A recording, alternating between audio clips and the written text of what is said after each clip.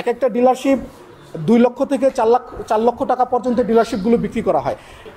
2 সপ্তাহ আগে কামরাঙ্গীরচর 56 নং ওয়ার্ডে একটা ঘটনা ঘটেছে। সেটা হচ্ছে ওইখানে যখন টিসিবির ট্রাক দেওয়া হয়েছে, 2.5 টনের একটা ট্রাক টিসিবির ওইখানে মালামাল দেওয়া হয়েছে 56 নং ওয়ার্ডে, সেই ট্রাক বিএনপির লোকজন লুট করে নিয়েছে।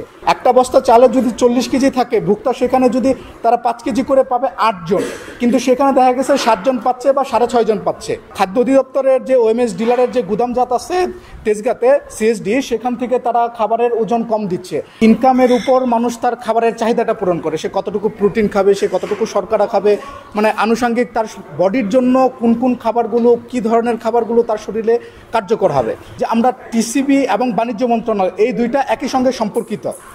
টিসিবি থেকে অভিযোগ আছে যে খাদ্য অধিদপ্তরের যে ওএমএস ডিলারের যে গুদামজাত আছে তেজগাঁতে সিএসডি, সেখান থেকে তারা খাবারের ওজন কম দিচ্ছে।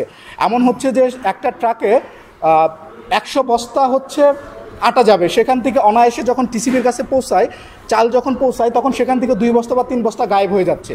বা যে বস্তাগুলো তারা হুক দিয়ে দিচ্ছে, হুক মেরে দিচ্ছে বস্তাগুলো, সেটার কারণে চালের পরিমাণ ওজনে কম যাচ্ছে এবং সেক্ষেত্রে ভুক্তারা পরিমাণে কম পাচ্ছে। কারণ একটা বস্তা চালে যদি 40 কেজি থাকে, ভুক্তা সেখানে যদি তারা 5 কেজি করে পাবে 8 জন, কিন্তু সেখানে দেখা গেছে 7 জন পাচ্ছে বা 6.5 জন পাচ্ছে। প্রতিটা বস্তায় চালের ওজন কম যাচ্ছে, আটার ওজন কম যাচ্ছে। এটা টিসিবি থেকে খাদ্য অধিদপ্তরের প্রতি অভিযোগ এবং এটা আমাদেরও অভিযোগ। এবং আমরা বলতে চাই যে টিসিবি থেকে আসলে গোটা বাংলাদেশে 1700+ ডিলারশিপ দেওয়া হয়। এই ডিলারশিপগুলো ম্যাক্সিমাম হচ্ছে বিক্রি করে দেওয়া হয়। এক একটা ডিলারশিপ 2 লক্ষ থেকে 4 লক্ষ টাকা পর্যন্ত ডিলারশিপগুলো বিক্রি করা হয়। এই সেম বিষয়টাই ঘটে হচ্ছে খাদ্য অধিদপ্তরের ক্ষেত্রে।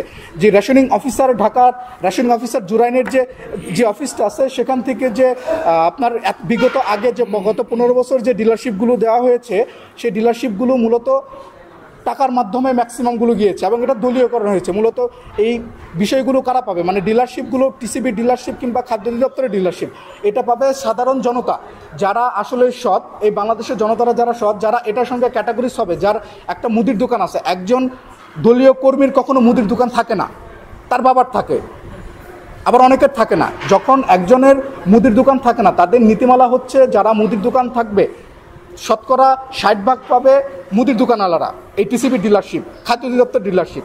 কিন্তু এখানে চিত্রটা ভিন্ন। এখানে চিত্রটা আসছে যে এখানে দলীয়করণ করা, যে গোটা বাংলাদেশে যখন টিসিবি ডিলারশিপ 1700+, এখান থেকে ম্যাক্সিমাম ডিলারশিপগুলো দলীয়করণভাবে তারা টাকা দিয়ে, ক্ষমতা দিয়ে, এমপি দিয়ে, কমিশনার দিয়ে তারা এই বিষয়গুলো নিয়েছে। এবং খাদ্য অধিদপ্তরের ঢাকায় ডিলারশিপ হচ্ছে 408টা।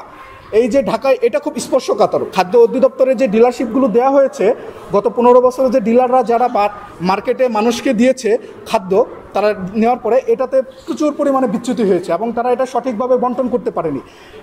2 সপ্তাহ আগে কামরাঙ্গীরচর 56 নং ওয়ার্ডে একটা ঘটনা ঘটেছে। সেটা হচ্ছে ওইখানে যখন টিসিবির ট্রাক দেওয়া হয়েছে, 2.5 টনের একটা ট্রাক টিসিবির ওইখানে মালামাল দেওয়া হয়েছে 56 নং ওয়ার্ডে, সেই ট্রাক বিএনপির লোকজন লুট করে নিয়েছে।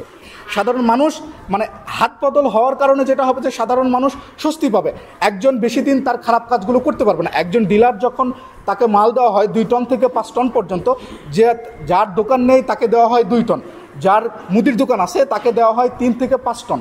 এখন যার দোকান আছে সে এই জিনিসগুলো, মানে যে চালের বস্তাগুলো, চাল 30 টাকা কেজি, এই 30 টাকা কেজি চাল যখন ভুক্তাকে দেওয়া হচ্ছে, কিন্তু খোলা বাজারে এই চাল বিক্রি হচ্ছে 40 টাকা 45 টাকা কেজিতে। সেটা কিভাবে আসলে হচ্ছে?